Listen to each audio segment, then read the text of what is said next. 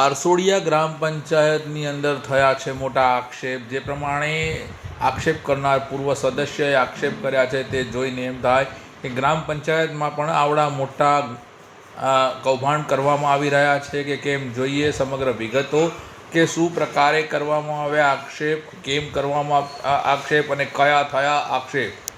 હું નિહાર કોઠિયા, પૂર્વ ગ્રામ પંચાયત સદસ્ય આરસોડિયા.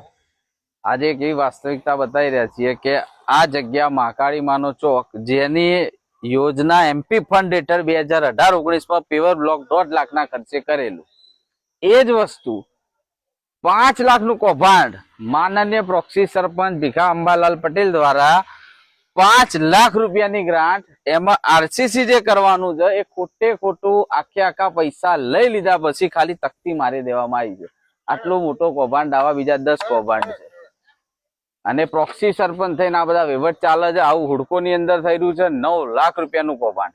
એક જ રોડ ઉપર 3 લાખની 3 વાર ગ્રાન્ટો પાસ કરેલી છે અને ત્યાં વાસ્તવિક સ્થિતિ કંઈક અલગ છે. આના બાબતે પંચાયતના જાગૃત અમારા સદસ્યો આ બધા ભેગા થઈને અરજીઓ આપી છે. હમણાં 2,27,000 બિલની મેટર નીકળી છે, મોટરના, એ બી કૌભાંડ જ પ્રોપર.